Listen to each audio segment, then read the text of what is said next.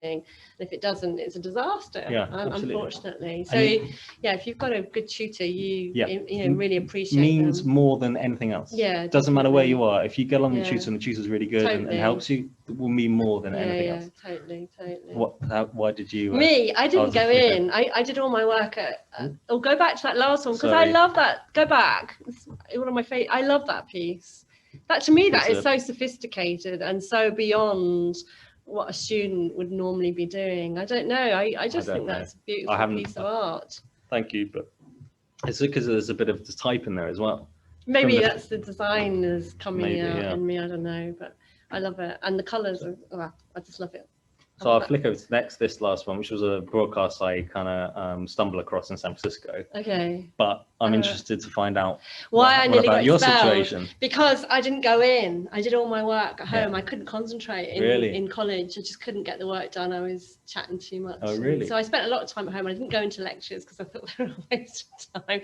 Yeah. The thing was, I got a letter one day saying, we're going to kick you out if you don't come in. And then the next day I got a letter saying, hooray, you know, you've won this amazing, national competition and you're going to have some stamps published and all the rest of it. So we really love you. So I had this one letter saying we're going to kick you out, and this next letter saying you're amazing, what's the word, asset to the university. I've got to say this before I forget, and it was about my first year tutor, and when I told like my parents, okay, I might get kicked out. So my dad calls up like, hey, what's this about? Right. And my tutor said, my dad said, look, he's trying to argue my case. He's talented. He's got talent. And my tutor said, I disagree. So that is like, how can you and I remember saying to the tutor with a letter, like, what's this about? And I said, why didn't you tell me anything? Why didn't you say anything before we got to this point? And he said nothing. So from the go, just a bad tutor. Just a bad tutor. I think. So I think. Good. Yeah, we need good tutors out there, don't we? Yeah, really? Absolutely. Yeah. What supportive? I'm sure just supportive. I'm sure they're all very good these days. Yeah. Oh, over to you now. Oh, right. So we're now getting into professional zone. So my first job. I think the other thing I ought to explain is I really did want to do illustration at uni, but I was under a certain amount of pressure at home to actually do a degree that I'd get a job in at the end of the day. So I did design, and because on the back of the stamps I got snapped up by quite a smart London design agency, and this was my first job actually pretty much at the design agency, and I had to say, I mean, this is a really prestigious job. It's amazing. It is. No, I mean, when you I didn't know at the time it was still going to be an amazing thing all these years later. When you did this in your talk that you did in the village when we first moved, I was oh my god, you're a bit kind of knocked out by that. I know. What the hell? That's amazing. It is amazing, and it is lovely because I have I think that's on the next slide. I have a continuing relationship with Bloomsbury. I work for three. I'll explain later. I work for 3 publishers, and Bloomsbury's one of them. So on this slide, you're seeing top left is their very, very first catalogue cover when I think they had about 5 books to present at the Frankfurt Book Fair.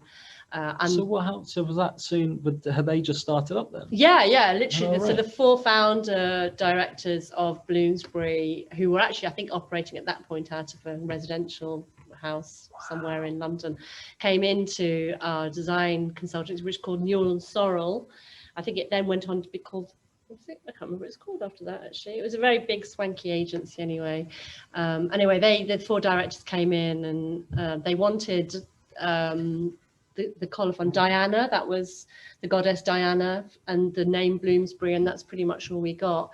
And actually the shape of it, the basic design structure comes from a cave painting. It's quite simplistic. And when I say that, it kind of becomes quite obvious. And then the arch, because she's a goddess of archery, Artemis, Diana, the B kind of Bloomsbury was just sort of a natural progression into that kind of the whole logo. Yeah, I mean, I think we can stop the talk now, really. I think that's a few ridiculous because it's not getting better. But it's quite nice. I mean, at the bottom left is a recent compliment slip with a book, when I got a new book arrival, and it's just really nice to see it. But at what point did it kind of click that this was a big thing? Never. It didn't click. It clicked about 5 years ago. you know, now that it's a massive multinational publishing. Yeah. And also I think the whole Harry Potter thing, when that kicked off, that actually propelled Bloomsbury into a whole nother level of publishing presence globally, really. Maybe I'm wrong saying that. I mean, they're an amazing publishing company. I just remember, I think I went for a job interview there for a design position. It was one of the worst interviews of my life. Oh no, I'm so sorry to hear that. I got there, I was waiting for about 5 minutes, and the fire alarm went off in the waiting room and the reception. Was this in Soho Square or was it later? They're in Bedford Square now in London. The one, near Tottenham Court Road. Yeah. And I was so nervous beforehand. Like I was just, I think I went to Starbucks for 2 hours before. Like, oh my god! And then we had to, so everyone piles outside, and then I'm just standing there mingling with everyone. I'm waiting to this job interview I'm so scared about, and it's getting longer and longer. And I actually found the people I was just having an interview with. Awkwardly have a conversation with them, the designer and editor, art director, and then we go in. Now we have the interview, and the guy, the art director, didn't say one thing the whole time. Oh dear. So she's always thought the designer was talking a lot, and she gets to the end and turns to the guy, the art director, any questions? And he just went, just shook his head. I've had interviews like that too. I've had interviews like that too. I know. I mean, yeah. I think you've got to just be bold, and we'll probably talk about this later. You've got to take the knockbacks on you. And just move on from them. I find it funny. I find that funny now, like talking about that. I have enormous affection, obviously, for Bloomsbury, but we'll move on anyway. Oh yeah, no, it wasn't meant in a. Oh, what have I done? I'm so sorry. I pressed the wrong button. What did you click? There we go. Right. Okay. There we go. Sorry. So this is a bit more general design work. Again, I think I included this slide because most of my design work is kind of has a very strong illustration bias, shall we say. So this is sort of various poster work, but working with other illustrators mostly, and a lot of logo work. And then I moved into children's publishing. I think, again, it's just that connection with illustration. It was just a natural flow for me to move into children's publishing. So I worked for 3 different publishers in London during the 90s. And these are some of the books I designed, working with some, wonderful illustrators. The Lawrence and Catherine Anholt and Sarah Fanelli, who you may know. Yeah. Pierre Pratt, who was actually, he's the for Illustration Central at the bottom, who was quite a strong influence, I think, on my work later, and just some really great illustrators. And then we're over to you again, Finn. This is my first professional commission. So this was for Transworld, and I think after my degree show, I got an email, I think, from art director. And called me in for a meeting. We had a meeting, and he gave me a job, and that job was, the first job was for, I think it was William Nicholson. I think he did the screenplay to Gladiator or something like that. And I remember just getting sent through the manuscript, and it was the summer, so I sat in the garden in a dressing gown with a tea, reading, going through this chapter. Oh my god, this is amazing! Like, oh wow, I'm reading this book that hasn't been out yet. This cover. And they didn't go for it. So, and this is where I first learned about the kill fee. Yeah, you said about that the other night. I have to say, when we did a little run through on Thursday about this, I'd never heard of kill fees before. I think it might just be in publishing, I don't know, but I've never heard of it. So the kill fee is if the client's not happy with what you produce, or if it's not right or whatever reason, then they'll pay you half the fee, and they won't use it, and they'll go and use something else. I think. So do you think that they get maybe three different illustrators to do a cover, and then they choose the one they like best? I wouldn't know. I'd have no idea. I think they might just resort to, I don't know if that's too costly, and they'll resort to just photography. Right. Maybe, but the art director really liked my stuff, and he gave me another project. Right. That also didn't go through. So that's kind of the great start.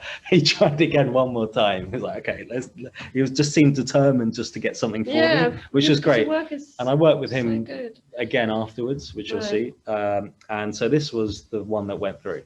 This is the 855 bag. It was Travel Book of the Year in 2004. Mm-hmm. And it was a really easy project in the end. You know how sometimes it's some goes so smoothly and they just they're a breeze, and others are a nightmare. This one was my rough. So I really, back then I used to do really like, because I didn't understand about doing roughs or anything really. Right. Like now, like roughs are just like scribble. That is a finished piece of artwork. 1 minute, there you go. Yeah, back then I was like, oh god, I've got to make sure the rough looks good, because they can't see anything that could possibly be anything but really good. And he went, because you want to impress them, don't you? I think particularly when you're early on in your career, you want to impress all the time. Anyway, he said, yep, we'll use that. And I went, oh, but it's the rough. He said, no, stop. No, this is fine. This will do. And they even used the type that I used. Oh, so did you design the typography? And I'm like, are you crazy? Like I just, because, you know, as if you're illustrating a cover, you want for the composition, you just have an awareness of what the type is, how much room it is, what they'll probably be working with, but not really with an idea that they're going to use it. So I always put type on, just, you know, okay, I've got type's going to be here, image is going to be here. Okay, what you always need to know where the type goes. I think that's a really important thing to mention, actually, particularly to students out there, if that's okay, that you actually always need to allow space for type and understand how the type is going to flow across your artwork. But do you think because of our backgrounds, we kind of just know that? Possibly. Because I think the design, did some design. Yeah, I do think that helps. I have worked, because obviously as a designer, I've worked with illustrators who do not have the design background, and they. I mean, for me, because I worked later on and did quite a lot of freelance design, and I'd end up with a piece of artwork. I think it was like really beautiful artwork, but where on earth am I going to put the type on this? And you sort of squish it in the top and corner because it hasn't been art directed properly. But also, what's frustrating is if you know that you've left room for type, then they put the type somewhere else. What are you doing? No, you can't put it there. This object's here, that object's there. You've got to put it over here. I think because I work very kind of collaboratively now with the art directors, it's all pretty much a given now. Everything's pretty much in place as I do the art. They know exactly where the type's going, so it's a very interactive kind of process, but we'll talk about that after. This is still this is after. I'm still okay. This is so the what's coming up is just early works. I think that was just you flick too quickly. You're going to. Sorry, I've got to get used to this thing. I love I love the composition of that. It's amazing. So that was just this was just left over from my trip to America. Right. So I think after I'd left, and I started just producing work for yourself. Okay. You know, for no reason other than I just want to produce work. That can be the most creative work you can do. Yeah. I think quite often you're not constrained by other people's, requests, desires. Yeah, absolutely. Yeah. Impressions, whatever. And it's all very much travel based and lovely. I love that. Hopper influenced. With the compositions. I even from A levels, I didn't really do much with figures. I just wanted to have one in there just to offset everything else, just to give you a focal point. It is a focal point. But what is amazing, particularly about that piece, is the light and the shade in there. It's absolutely stunning, Finn. Thanks. I think your ability with the light is really phenomenal. Thank you very much. And the other thing that I also love about your work is colour as well. You have the most amazing colour sense, I think, of almost anybody I know. You just really know how to work colour. Well, that's just hours and hours and hours of going through different levels. Is it just trying different things out? Well, it's a painstaking, with this whole digital. It's good, but it's also got its drawbacks. You can change it endlessly, can't you? And so things just often most of the work, I think, half the time will take getting everything ready, and the other half is just trying to make everything's balanced. All the images, all the colors, elements are working well together. Because if you change one color, it will throw everything else out. Change everything else. Absolutely. So that's what takes so long. It's beautiful. I think I was in Portugal. Lovely. I love the sky. I think that's in Soho. Again, that's a car park in Soho. So I love Hitchcock. So a lot of this is kind of Hitchcock influenced. Just I love a kind of I used to call it a pregnant narrative. Okay. So you kind of like something's about to happen, but you don't know what. And I like that in some of the work that you don't know. It's cinematic, and that something could be happening here, and it's up to you to kind of You can create your own narrative when you, as a viewer, you create your own narrative out of it. My dissertation was power of absence in film, so that has kind of stayed with me since then, and everything, pretty much. You know, what you don't show is more telling or more important than what you do show. Okay, amazing. And that's a later one. I think I threw all these together because at this point, because they just fitted. Is that a petrol station? Yeah, I think that's from Georgia or. There's amazing symmetry about that. Is that conscious and, you know, the composition? How do you come up with your composition? I love a central focal point, and I don't know if I've grown out of it yet. Okay. I just love something that it just draws your eye to that central bit. But you've got to understand everything else that's happening. So you've got to, like, where's your eye coming in? If you're looking to the left, where's it going to be drawn to? So if you've got this yellow, you know, the focal point's this yellow, whatever that is the clouds are pulling your eye down to that. So everything's just pushing your eye towards this point here, and that's what there's the harmony to that. Composition. Totally. Things sit well with each other, you know. And this is the Hopper one, isn't it? Oh, what, I mentioned this the other day. Yeah, this is the Hopper, really? But it's empty. It's the empty diner. Empty ice cream parlor, in Empty Guatemala. ice cream Clearly, can you not see? But it looks like the empty diner. It looks like the diner, doesn't it? But not without any people in it. Yeah, absolutely. I mean, Again, the light is phenomenal. I just love it. It feels really empty to me. It does. There's something quite cold and forbidding about it. Because I'm not sure I want it on my wall. No, not this one. There's many of others. I would want on my wall, but not a lot of this kind of work is very cold, and it's not really for that kind of output, I guess. Was this again another personal piece? Yeah. This is exploring, just trying to get up my system. A lot of it is just getting out your system, I think. Yeah. So I just want to create something that's really like good. this. Do you still feel like that? Not so much. Because I think you get out of your system and you move on, you do something else. Because it's weird looking at this older work, because you just kind of go, oh yeah, I did this. I forgot about this. Yeah. Because I don't spend time looking at the old work, or the work really. It's lovely. Another one, Guatemala, I think that was. Hey, Doris. I love the colours on that one. I tried to make that into a paper cutout, and I tried cutting all of that out, all these trees and stuff. No way. I gave up. Unsurprisingly, and then I contacted. I was at the gallery at the time. This was after in London, and I was with a gallery. I'm selling limited edition prints and things, and I wanted to get back into doing something a bit more real. So I thought, oh well, I could do something with. There's an artist called David Thorpe, and he was such an influence for years ago, and he does these gigantic paper cutouts, and they're so atmospheric, and they blew my socks off. I don't know his work. I have to look into that. He it was Die Young Stay Pretty was the exhibition at the ICA, I think, and I just couldn't stop looking at it. Right. Like one of the few pieces of artwork that has just knocked my socks off, and I just didn't want to leave, because I just wanted to like. David Thorpe. David Thorpe, okay.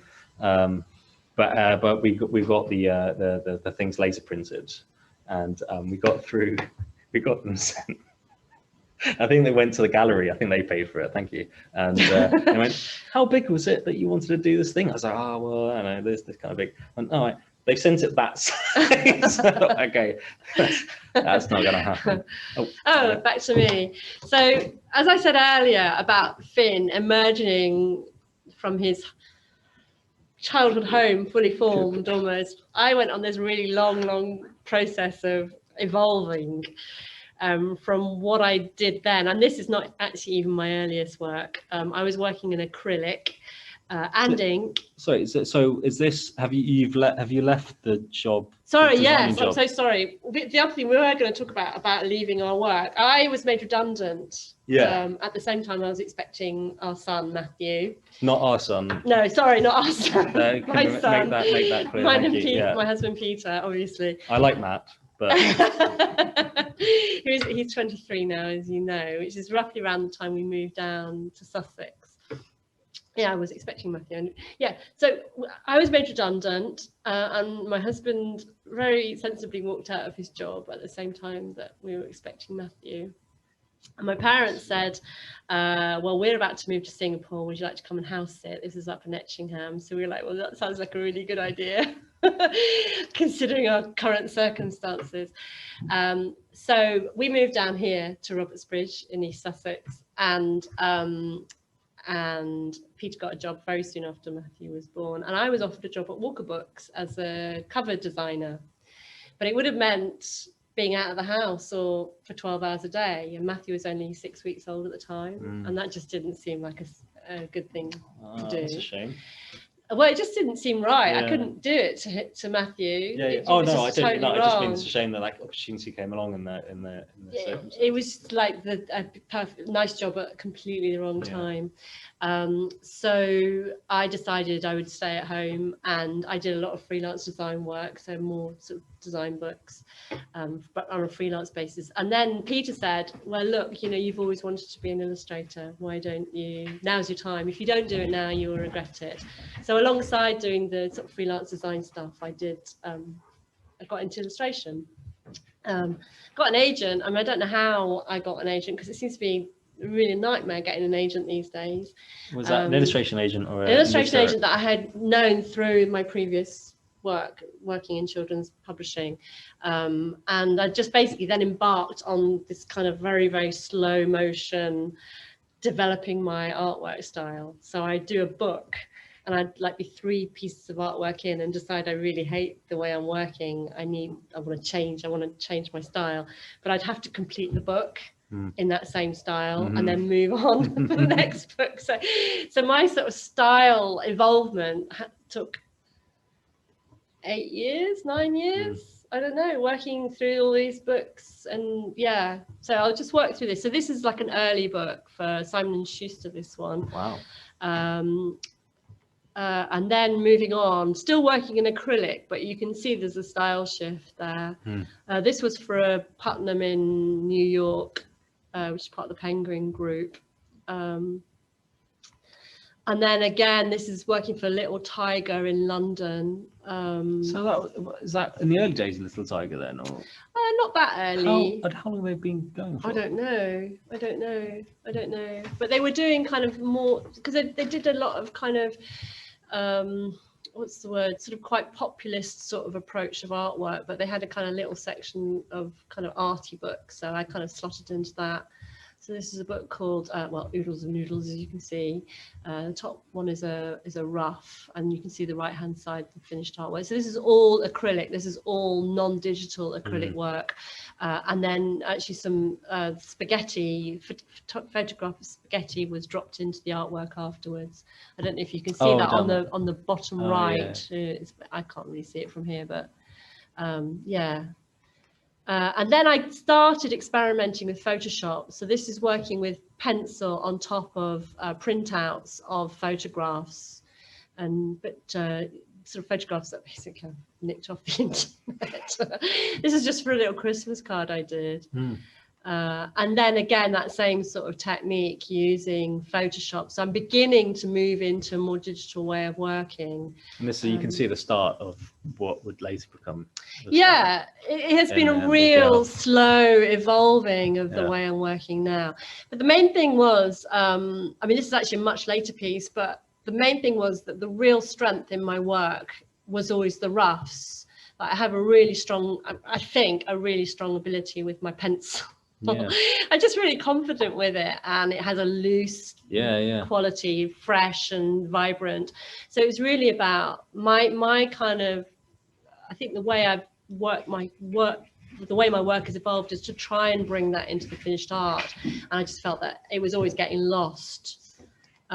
So this was kind of a bit of a eureka moment where I did a little tiny drawing and blew it up really big, the little chap on the left. That was just like a doodle that maybe was, I don't know, 3 centimeters high or something. And then dropping all those techniques that I'd learnt in the Photoshop stuff on those previous projects into that. And that really was kind of the basis for the way I work now. In effect, this is yeah, so it's kind of working using traditional techniques, but mostly with pencil, and then scanning that and bringing that into Photoshop and dropping in color and pattern and stuff like that. And this is if you well, sorry, should I go back? Oh, it's okay. I was going to say the ballerina, the dancer, the girl on the right is a really strong image because of the body, the shape. Yeah, the weights, it's the movement. We've yeah. talked about that on our, during our Yeah. dog walks, haven't we? About I think one of the key things, like if you wanted to get into children's books, you have to be able to get that sense of motion and that joie de vivre of childhood, really. And as you know, I was really into there's a book by Maurice Sendak, which is his very first book, called A Hole is to Dig. And I studied that, like just poured over every illustration, that sort of to bring that kind of sense of childhood excitement and wonder. So yeah, that was very much in my thinking at this time as well. So and that kind of moved on to one of my first books, which was for Nosy Crow. Yeah, with these little babies. It was obviously all about books in all different aspects of using books, playing with books, reading books, but very much focused on lots of little children engaging with them. And then again, just this as a gradual progression, you'll see through these next images how the line and the watercolor techniques, which I also use, and using found images and bringing them all into Photoshop, it's just kind of evolved and I suppose in some ways not become sophisticated exactly, but you can see how it's moved from that very, very early work into something that's far more complex and difficult. How long would that previous scene, for instance, how long would something like that? That one took quite a long time because there's a lot of detail in there. Maybe a week, I don't know, a week. Whereas maybe the one on the left, maybe a couple of days. The one top right. How do you know when you're done? Oh, that is a dodgy. I know. I got asked that at uni by my tutor. I think I overdo it a lot of the time. Do you? Yeah, I think I overdo it every time, actually. Yeah. Sometimes I would go back and I'll take layers out and think, oh, I should have stopped there. Yeah. But often you have to go too far to know. I quite often go too far and then pull back again. But quite often it will go out, and then I think later I've overdone that. And I think knowing when to stop for me is a really hard thing. And very often Is there not a moment where you go, oh, that's too much, like that? Oh, that figure, or it's just you don't need it there. It's not doing anything, or but quite often I don't know about you, but I can only see that months later. Quite often, when you're in it, it's like I quite often I have to work on a piece and then move away from it and do something else, and then come back to it, and I can see it more clearly. Do you have that?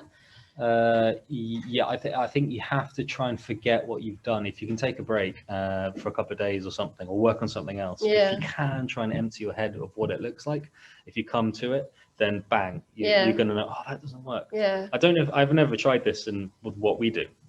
A tip my dad told me, which I've never used, but he said that if you're doing figurative stuff, if something's not quite, if you're not sure if it's looking right or not, hold a mirror up and look in the mirror back at your work, and it will be immediate what's wrong. If like the hand or whatever is just out of place, it will just stick out.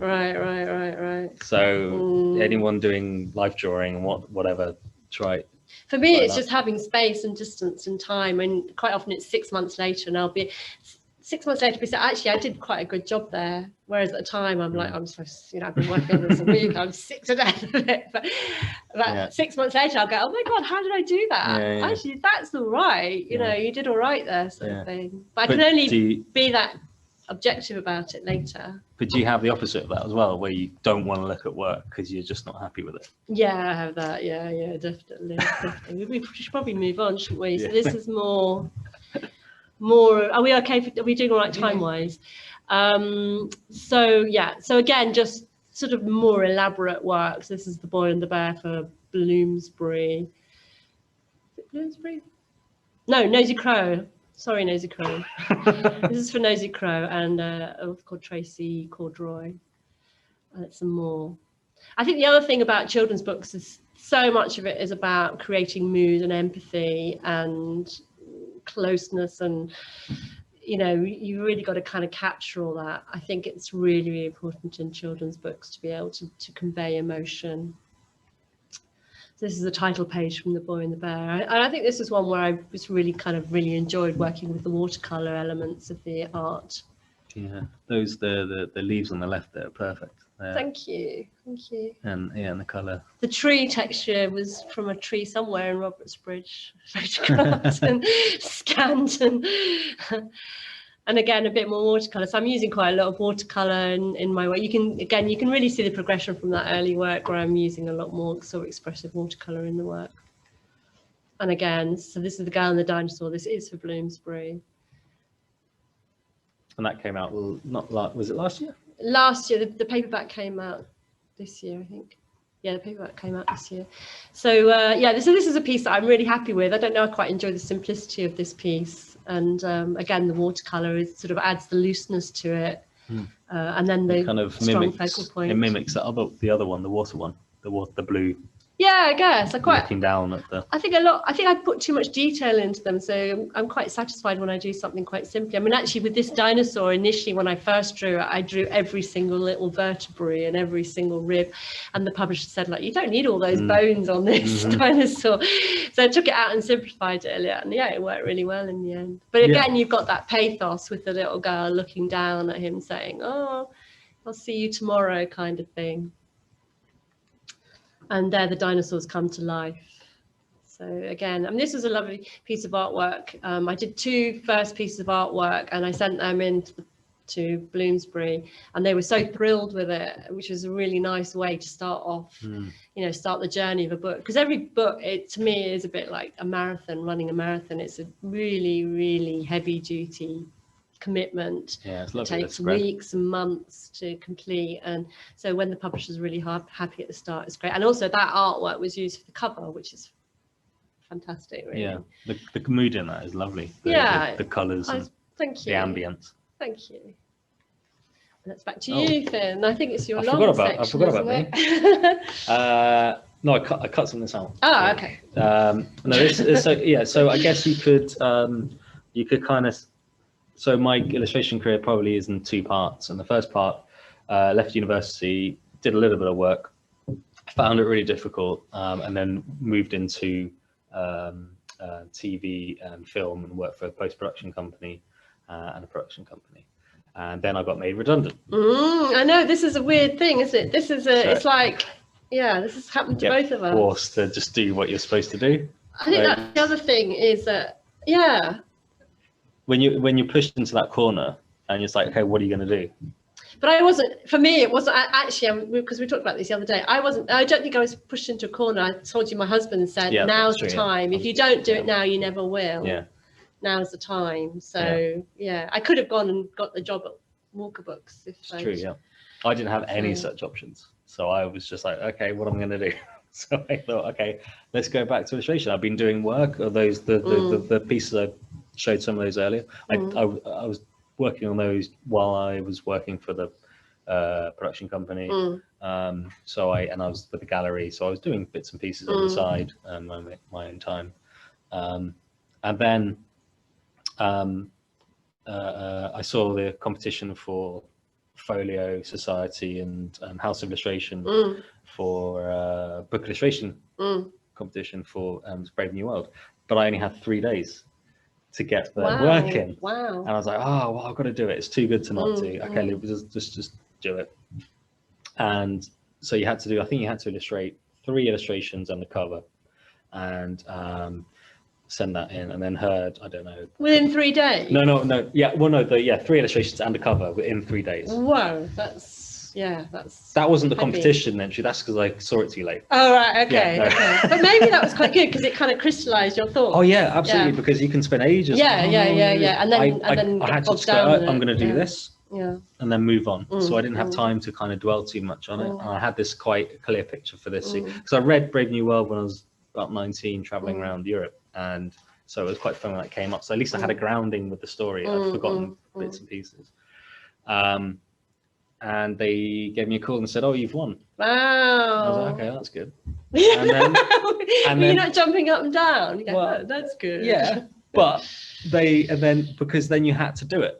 Right. I had to do the rest of the work. But Folio is such a prestigious publishing company, isn't it? I mean, they have the absolute top illustrators working for them. Yeah, I mean, it was. I mean, I didn't expect. You know, it took. But the thing is, you won, and then you had to do the work. So it took months, and then you have the award thing where everyone found out who won, and you reveal the book, you reveal the work at the awards thing, and it's a bit. Yeah, it's quite nerve-wracking really working on that because did you feel the pressure of it then? Yeah, massively. Yeah, I think so, just because I felt no pressure doing this work, but to win it, all the pressure came afterwards. Right, okay. But when you did win, you got like BBC reporting it and the creator review and thinking, and like, oh my god, this is crazy. Yeah. And so heady days, eh? Heady days. Yeah. They haven't happened for a while. Exactly. Yeah. Just to go through a few of these. But what I thought would be interesting to see is what is that? Is that a particular? That's Westminster Abbey. Is it? So that's in the story, and it's all they have. The idea, the aesthetic of the story of my take on it. I thought, what if you took the future, Brave New World, but at the time it was written in the 30s, so an Art Deco style, and you just transported that into the future and had that as the influence. So I tried to get that across with all the the simple lines and simple buildings. It's very designery, isn't it? You can really see your design influence coming through in all your work. Yeah, I did like design. Like earlier I took the mickey, but I do like design a lot. I think it's part and parcel of your work. I think it's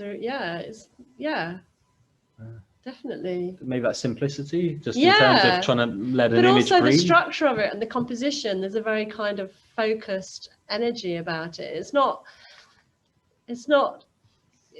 quite controlled. Yes. In a very, very clever and sophisticated way, but it's very controlled, your work. It's not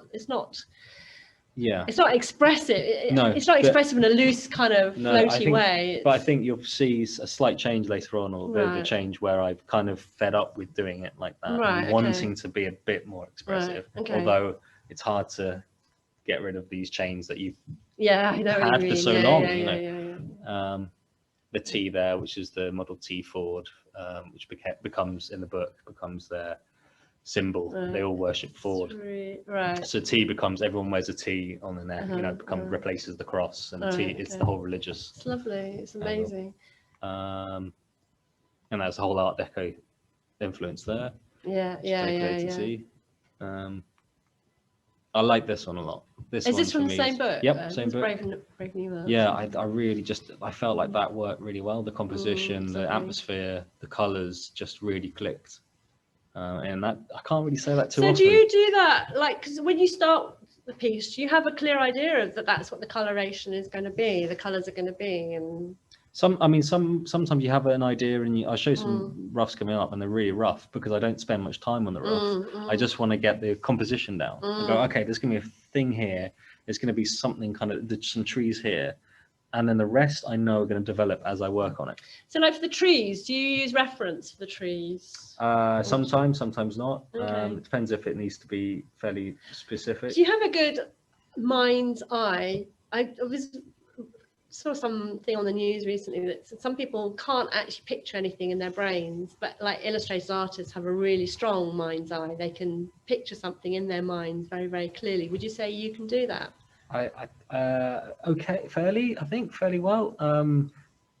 I don't think mine's that clear, actually, in all honesty. Like when if I draw something down, I have to it's almost like molding something. Yeah. It's not, I can't transfer it direct from my brain to paper because it's actually not really in my brain anyway. But that's the fun bit as well, when you discover yourself what the work is. That's what makes it really interesting. It's true. Because you're like, that looks good, that colour. All right. And I love it, it's experimenting. Definitely. Sometimes you're really clear, I want it to be this colour. I can't remember I just knew it was going to be quite arid, like a desert thing. I just had an idea of what I wanted the composition to be. The blues and the warm colours and the blues are really beautiful together, I think. It's like trying to get detail in the shadow. So you need enough kind of just to hint really, at what could be there. That's very sophisticated thinking, I think. Thanks. That's all right. Sorry. Now, okay. So this is. I had a lot of problems with the cover, and this is the cover. Then? This was one of the first covers, and I didn't know really what I was doing. Okay. And they didn't like anything I was doing. So I was waking up every morning thinking they're going to take it away from me. That's what I thought. So I'll go through all the changes with these covers.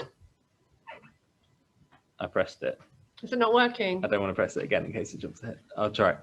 Yeah, there we go. So yeah, just slight color variations and all these. So, wow. And I'm just exploring. I didn't know what I didn't want to do the cover because I wanted to do that last. Covers are a nightmare. I've been talking on Instagram this week about covers, and I find I just seize up on covers. Is that a cover then? Yes. That's completely different. It's awful. But do you know why? Because they didn't like what I was doing, and I resorted to cliches I didn't want to do at all. But then I stumbled across, okay, so the T, right? Maybe we have a look at this. And this is the colors are all the different types of people you are. Yeah, or something, the social layers. Social layers. I know what you mean. Yeah. So I used that with the slogan that I have in the book, and I thought, okay, well, let's go with that. So it's a very graphic approach in the end, isn't it? I mean, it's a graphic design approach, really. It's not an illustration. Yeah, absolutely. What works, I guess, you've got to go with it. And then you go through all the different colours and you go, okay, what Art Deco? Art Deco-y, yeah. So we go with that, and we then muck around with the colours. Maybe the T's got to be in 3D, perhaps. Do we want that? Really I don't know. Go back. Different colours, getting closer, and then I think that was the cover that we went for. Okay. I think it worked quite well in the end. All right, okay. So we're on to me. So I was going to talk about who I'm working for. So obviously, mainly it's about working for children and booksellers. All my work is obviously goes into books and bookshops and libraries. So this is a window I did for a bookshop in Greenwich. So various window displays, and also working in the central picture there with the author in a bookshop event in Sevenoaks, actually, it's not up the road. And yeah, so they're just window displays. And then these are the books for the 3 publishers I currently work for. So Nosy Crow, The Velveteen Rabbit, and The Boy and the Bear, Egmont, Star in the Jar, and then Bloomsbury, The Girl and the Dinosaur and Kiss It Better. And all the books that I've got coming up are also for those 3 publishers. And I think I've been working for those 3 publishers for maybe the last 5 years, something good. Like that. Yeah, I have a good relationship with them all, which is great. So yeah, this is a really proud moment for me. I'm really sorry. This is on the Frankfurt what's the word? You know, the book fair. Yeah, the book fair, but the catalogue that they take to the book fair, and obviously you've got the logo at the top there that I designed way back when I was a young sprightly thing. So it's a really proud moment for me to be on that catalogue cover. And then this is the book fair. So a key part of book trade is co-edition publishing, so publishing into lots of different countries, or as many different countries as possible. So your book gets taken to book fairs in Bologna in the spring and Frankfurt in the autumn, and we've got what's he called? James May? Brian May, thank you. Brian May from Queen, who happened to stumble across the Egmont stand and was told to hold my book, which is a poor man. But it is all about publicity, and is a big part of the whole thing, really. So these are some of the co-editions, just a handful, really. My books have been translated into over 25 languages now. I'd say the most unusual languages maybe Albanian and Georgian, Ukrainian. What's really quite funny on like Instagram analytics, my most popular countries in terms of followers are cities are Tehran, Istanbul and Moscow, which I find quite astonishing. So yeah, so that and I really enjoy that, and I get a lot of feedback from book bloggers from around the world who promoting the book books in the various countries on behalf of the publishers, I guess, and the publishers are publishing them and promoting them. And then you get, like just last week, I got a lovely drawing from a little girl in Turkey who'd recreated one of the illustrations from The Boy and the Bear. And it's just really beautiful to get that kind of feedback. I think, you know, that actually, and the other thing is that just getting photographs of children reading my books is actually the absolute highlight of the whole job, to be honest with you. Yeah. It's just a quick question about yeah. So in different editions they'll have different covers. Yeah, not entirely different. Usually it is the same, but like you can see the Arabic one at the bottom there. Flip. Yeah, they flip it so it's back to front, and the artwork is back to front as well. So that whole thing of what you were saying about your dad telling you to look at something in the mirror, it's actually kind of quite important to do that. So every piece of artwork is a good idea to look at it in the mirror, because in Arabic they're going to flip it. Yeah. And Hebrew as well, I think, is the other one that they flip it. Yeah. So yeah, that's a Velveteen Rabbit. You can see the Hebrew edition, the Velveteen Rabbit, which is second from top right, and then at the bottom left is the German edition. You can see that they flip it. They look pretty good though when they flip. Yeah, I can't really see anything. Fortunately. Can we just tell everyone that we're going to overrun for a little bit as sure. we are now? Okay, so sorry, we are going far too slowly, really everybody. I hope it is. I'm not sending everyone to sleep. People aren't clocking off, are they, left, right and centre? No, it's just that it was advertised for 60 minutes. Okay. I just want everyone to know that we'd love to keep going because it's super interesting. As long as everyone's okay, we are going to overrun a little bit because Finn and I are being painfully slow. We will try and rattle through a little bit faster. So it is over to you now, Finn. Yep, and we'll skip this. So there we go. We're back on track.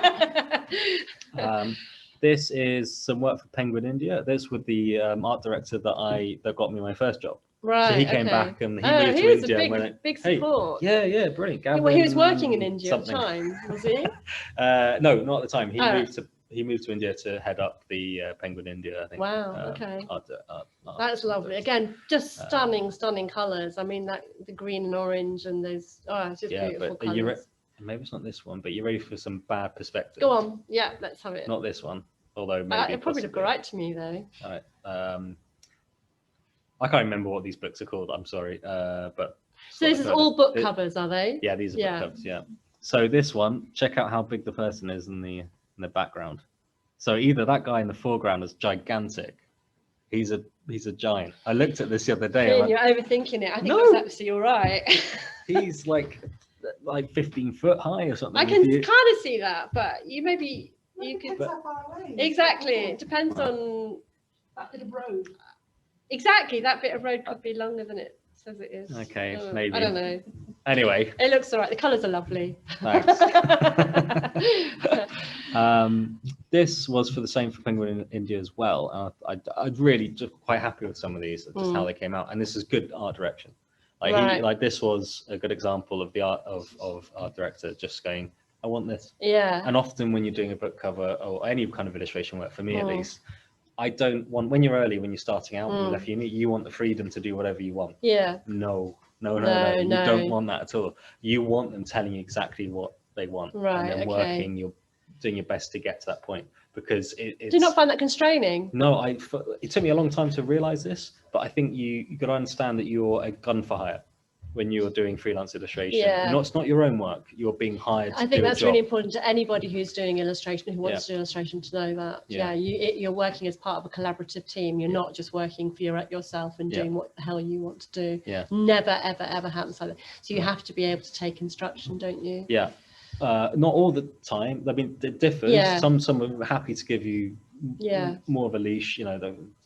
Come up. What do you want to do? Within whatever subject you're working in, but it's nice when they know exactly what they want.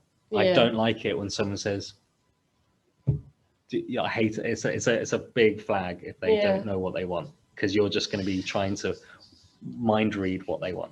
And it's not fun. After you go through that a few times. I know what you mean. I do know what you mean. Yeah, I love those colours again. The colours are fun in that one. So clever. I love these as well. And the fish, that will come back later. So can I ask you, these feathers, did you have lots of photographs of feathers, and then Yeah, you followed the pattern of them. I bought some feathers. Oh, okay. I got hold of. So did you scan the feathers, or did you just trace them off? Or I can't remember. I don't think I scanned. scanned. Maybe I took some photos. I don't Right. remember scanning them. I think, but maybe I can't remember. It was a while ago. Gorgeous. But it's that. But things like that just take ages in terms of the we're talking about the balance with colours. So it's beautiful though. But so much of this, I just kind of wallpaper my house with your artwork. It's Thank you so very amazing. much. This is a good example of when you don't listen to your client. Right. So this is for Faber. Okay. And I didn't really read the brief properly. So I just went, oh yeah, I know what they want. So I know this is risk. yeah, I know this is a good warning. So always read your brief. But can I also say that I was right as well? So I didn't do this first off, and I did this other thing I'll show you. And they came back and went, oh, we really like it, but it's not what we asked for. And I went, okay, sorry. And I went back and I quickly mocked this up for them. But they did actually go with what I did, because I thought I was going to be a bit boring. So I did it with a bit of an angle. I went to the Old Vic and just took photos and tried to get something a bit more. So this is the whole image, the whole wraparound front. Back, okay, I've got that. Yeah. You know, so that there would be copy on the back cover there. Yeah, exactly. Yeah, that's the cover. I don't actually have the cover. I had to pull that off. I think Waterstones or something. I don't even have the book. I don't think. But that was quite fun because I think the guy who Terry Coleman wanted me to do it, so he insisted for me to do it, which was really nice. Yeah, they're pretty good. Really good. This is another book cover that didn't go through. This was for another one for Faber, I think. So they called me in and to do this, and they give you back. Okay, so the difference from one of the book covers back when I started, when you get the manuscript, you sit in the garden, you drink your tea. Now, nothing like that. You don't even know what the story is. You just get given. You just get given a little bit. Here's what like a précis of what the whole book is about. You get pretty much just the back of the book blurb, and then you've got to try and work out. That's terrible. Why don't they give you the manuscript? I mean, in a way, in some ways, it would take you 2 days to read a book, 3 days or solid or whatever. Time, I guess. It's just not really. But how can you possibly really interpret what the content of the book is unless you've read it? I don't know. So they kind of gave me some art direction a bit, just to see what I was going to come up with. Came up with some roughs which I don't have, and worked on this, which she seemed to like. Even doing the back, doing the whole thing. This is not finished. This was just the stage it got to. Yeah. Before they said, "Oh no, this isn't." So did you get a kill fee for this? Got a kill fee. Sure. So what's kill fee? Is like half what they were going to originally offer you. Yeah. And does that cover the work that you've actually done, or not really, does it? Because really you're presenting a finished piece almost, aren't you? And they're only giving you half of what you... This is what you get. So that's the cover they went with in the end. Right. I'm not saying it's better at all or anything, but it's frustrating that it didn't work with me to... I think, just to correct it, or just to... I'm happy to... it's not working. Okay, let's work on something else. I want to do it. I want to make it happen, so it's just a bit disappointing. Typographically that doesn't work for me because of the eye. You can't really see the eye white on yellow. That's a big no. It just doesn't have get kind of atmosphere across. Maybe I wouldn't want to read that book on that cover, really. This is more of a successful one with vintage. The good example, the art director knew what he wanted. Right. I came in, he said, okay, so I want something that's kind of vintagey art, travel stuff. I went, okay, so like Norman Wilkinson. He's like, yes, that was it. No back and forth, and this is it. All right, okay. So when sometimes when it goes well, it goes well. Yeah, beautiful. And you just had kind of free reign.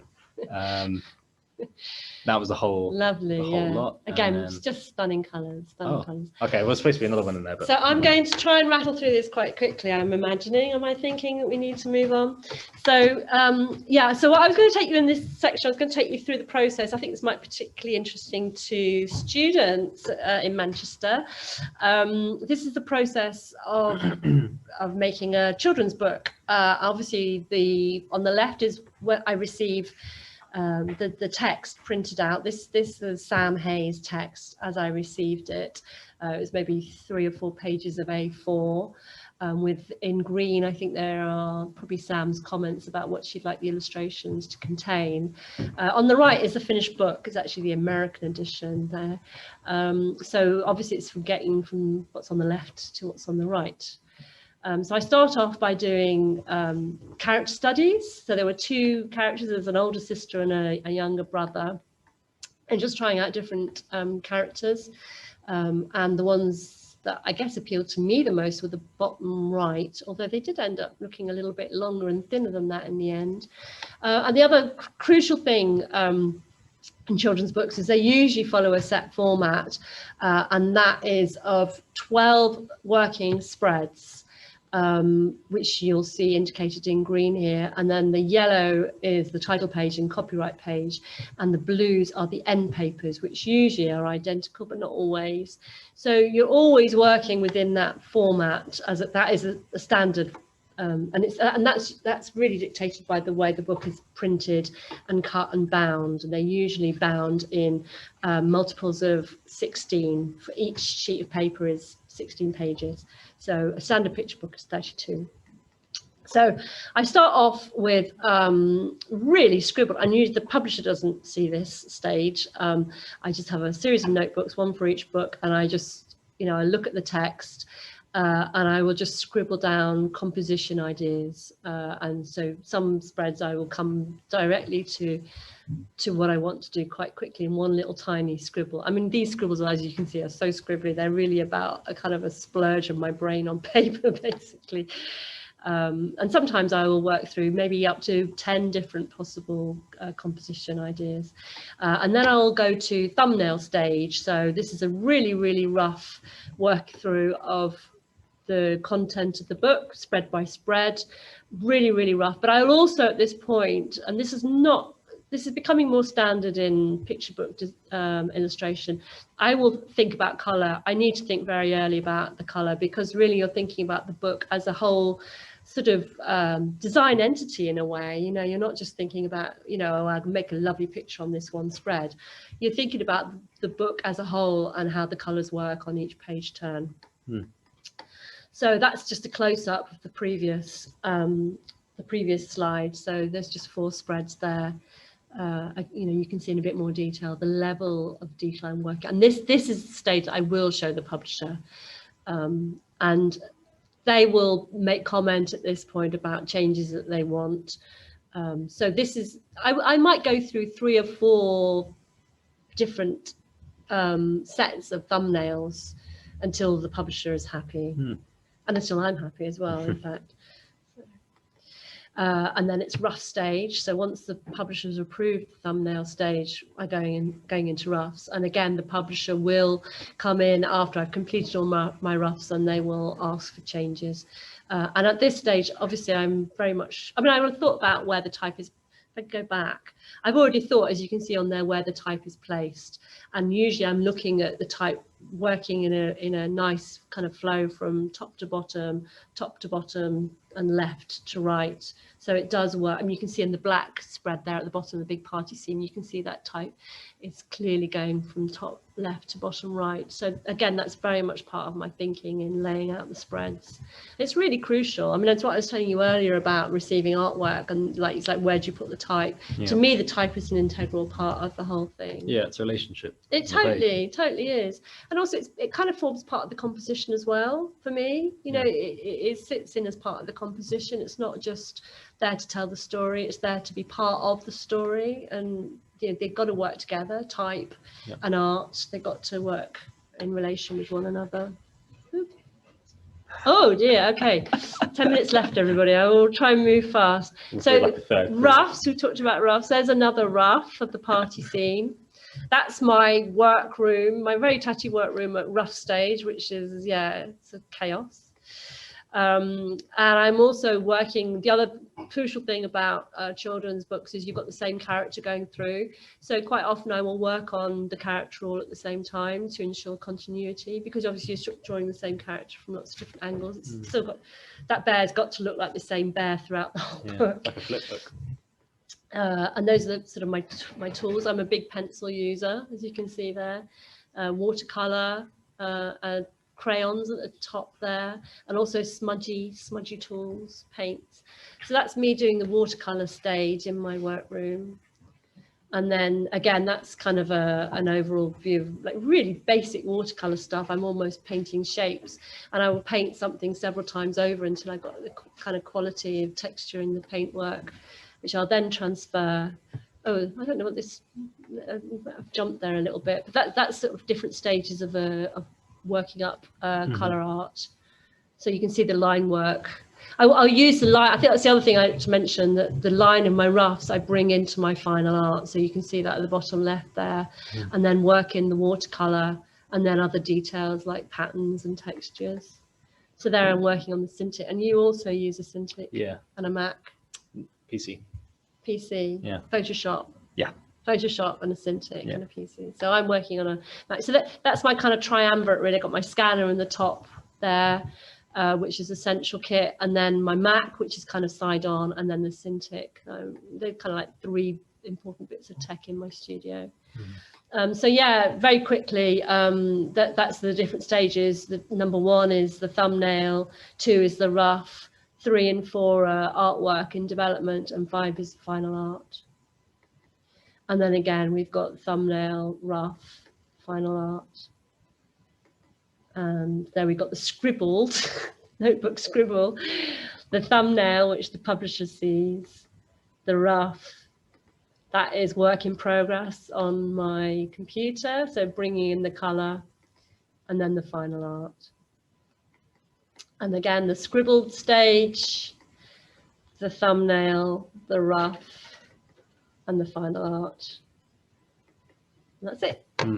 I'll go through this really quickly. This was a branding job for Glen Eagles via a branding agency, and just want including it because, especially for the students, sometimes you get a client that's a bit too hands-on, and this particular one was quite difficult to do, and they were very controlling, and that's one of their feedback stuff they wanted changing. That's so horrible. And it was horrible to do. I fell out with my agent at the time, and we parted ways because they just didn't want to hear it. Yeah, they just didn't want to hear it, and it wasn't fun at all. I had a book, and it was just getting reams and reams and reams of notes, and it was literally about over individual pencil strokes or paint strokes or colors, and in the end I had to say, look, if you want me to finish this book, you need to back off, because I can't do it. And also a lot of the suggestions you're making are not going to benefit the book in any way. I guess I didn't feel confident enough to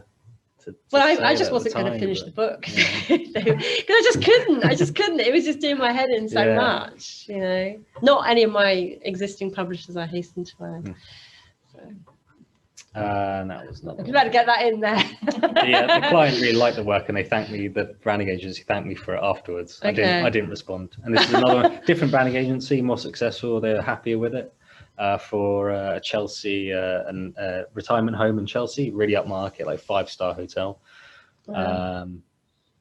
And that's very commercial. I love this is for, well, it's a personal piece, but it's for Punch Drunk, the immersive theatre company. It was a call out for artists, and it was a dream thing to do, because they invited me onto the set of the production, and I got to just walk around it. I'd love to talk more about that, but I don't think I can at the moment. And there was the print that we did from it.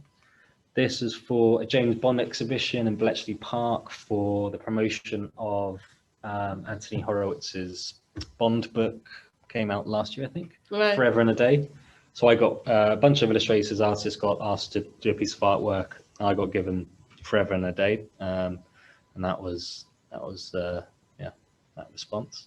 I did give an interview to BBC at the thing. I hate talking. And they asked you which your favourite Bond film was. They asked me, and I paused, and I couldn't really think of anything. And she said, "Do you like Bond?" And I went, "No, not really." This is some editorial work, some roughs, really rough stuff for Emirates, I think it was. So this is the airline, Emirates. Yeah, the in-flight magazine for Emirates, which has stopped because I think they've Because stopped doing because of COVID. They've stopped doing the magazine. And I thought it'd just be good to Hopefully show it'll pick up again, won't some it? roughs. And this is another one for them. It was Art Fraud. It's an auction for copyright painting. My take on Is it a urinal? yeah, It is. It's my mind's completely blank. It's one of the most famous pieces of artwork. Is it? Yeah. Is it? Yeah, I can't remember the name of it. I know everyone at home is probably going, "Oh, it's Duchamp." Okay. And he on it, it's famously got Armut written on the side of it, and I replaced that with Made in China. Okay. I knew that wasn't going to go through, but I just found it funny. Yeah. This is the Mona Lisa undertaking a. So this is your rough. These are your roughs. Yeah, these are roughs. These are how Oh my your rough. God. So would you show this to the client? Yeah. But this is why I've gone from trying to do something really pristine to just trying to get the idea out. Okay. I don't really care. So how long would that rough take you to do? A couple of minutes. Right. Oh, blimey. Okay. Like I'm just trying to get it done. Mm-hmm. look at that. Anyway, so this Mona Lisa undertaking a lie detector test. She's been prettier, hasn't she? She has, yeah. And this is the same idea, but she's getting grilled in a kind of 1940s detective, two-way mirror thing. Yeah. It's cool. And this, this is one of my dad's early paintings. And so I persuaded. This is. Oh wow, you got better. And it's your dad. Wow. Jesus, look how good that is. Stop it. I'm really sorry. I'm sure this wasn't in the slideshow the other night, was it? No. I thought I should include it because the article's on art fraud, and so I knew my dad did this painting called Copy. Okay. So what I wanted to do was to copy my dad's painting called Copy. Okay. For the brief. So this is your work. No. This is your dad's work. Yeah, this is my dad's work. Okay. No. So I pressed it, so I don't want to. Okay, so this is a rough I did. Okay. So I wanted to do my version of his painting, Copy. So I've got. Okay. He's copying loads of. Right. Art pieces. Okay.